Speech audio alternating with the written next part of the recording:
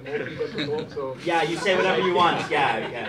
When he comes back, you have a whole new transport so system. we built on the earlier, the cost and benefit in, and as you said, we also integrate these challenges also part of the cost there. Like so, the same thing. Basically, we talk about this. Of course, the challenges we had is the traffic and also the impact on the environment. So global, local both. So that's the reason we have gone for metro or BRT.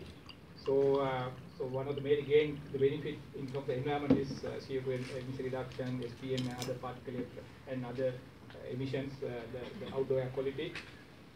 Then in terms of economic, there are many areas like there's a reduction in health cost, and there's some like the attraction funding, then productivity improvement, then what you call this energy security, because we are depending more on imported fossil fuels. So if we move to this there, and also they have a major program in solar.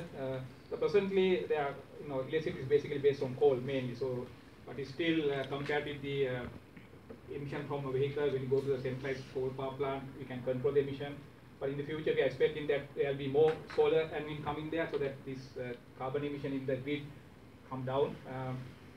So then we are also talking about the social aspect. Social interaction in the sense that rather than moving in single vehicles or individual vehicles, when you move in a mass transport system, we have all social interactions through the other, like what you call this last mile connectivity, and there are other things like even electric vehicles type of thing we want to integrate to this whole system. So we expect to have more businesses basically. So that's there. Of course, the happiness will come in there within that. So then in terms of cost. We also thought about the impact of biodiversity, because when you have larger system, so that will have a definitely impact on the biodiversity. So that's something we have to really look at it. Loss of land space is another area probably looking at, and also what we think that present when you look at the management capacity of our culture or like this area, going for this type of a larger system would be challenging. So it's a type of challenge. It's become a cost. I think the complexity in developing and management of this system become a challenge for us. Then another area we look at is basically when you have like in our part of the world, usually politicians would like to have bigger projects because they can have more corruption. So therefore, when you have this project, we have to be very mindful. I think reflect in the cost basically, because there will be open for more corruption. So those are the things we look at benefit and cost basically. Then we move into the impact. So basically our estimation that when we implement this program, there will be around 100,000 committees going for this one in the first base case. Then in the future, in 10 years time, we think that it will become 4 times, 400,000. And finally, in 20 years time, we are expecting to have almost 10 times. So that's the type of thing. And with that, we are looking at first there will be around 4% of the community moving into the BRT.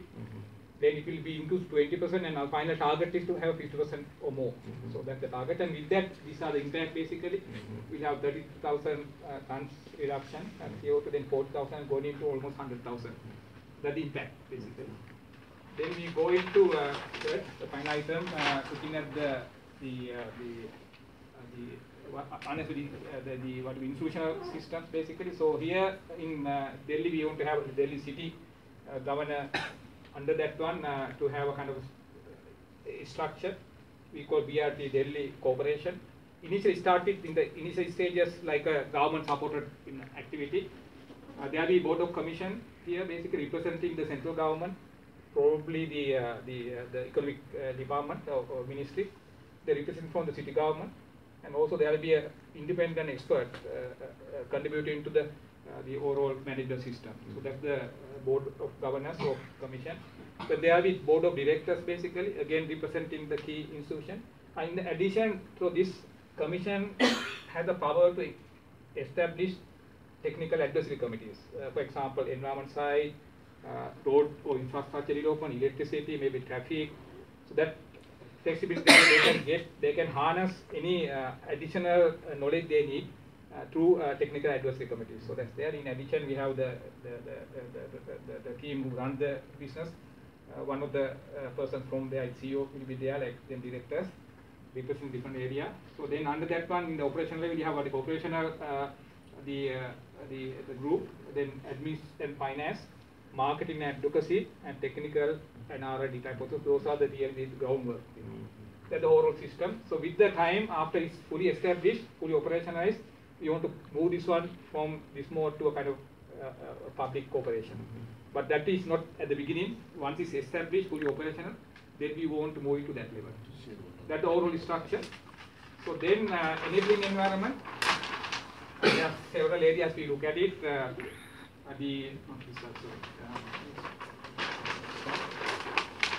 So we have a key area.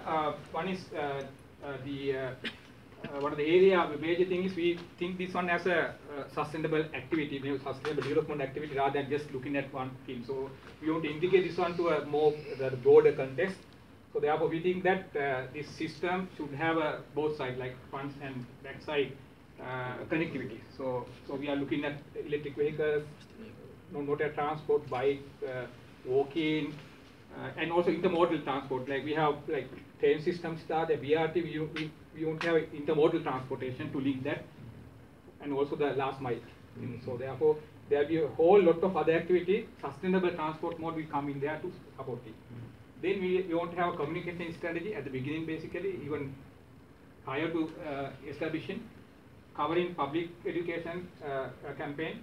Then of course, politicians, traffic police, administrators, journalists, school children, everyone, communication and education plan, we have to have that in place, even before the thing in operation and also after implementation.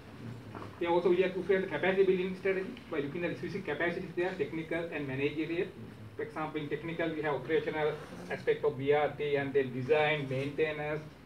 Then we look at managerial aspect. Basically, we are talking about marketing, timetabling, new technologies. We have to monitor and get that one. So that's another one. Then we have to look at the sustainability in terms of financing. So we have to look at the maybe the kind of future marketing strategies, how to finance this one to become a sustainable system. Another area is regulation and standardization, because the sustainability is not just talking about carbon emission alone. So we have to look at this quality system. Because we are going for advanced technologies. For example, I.C.T. we have to integrate there. So therefore, we have to have continuous monitoring on that one to capture technically sound system and also sustainability. I think basically those are the areas we touch upon. We have anything? No. That's it. Okay, great.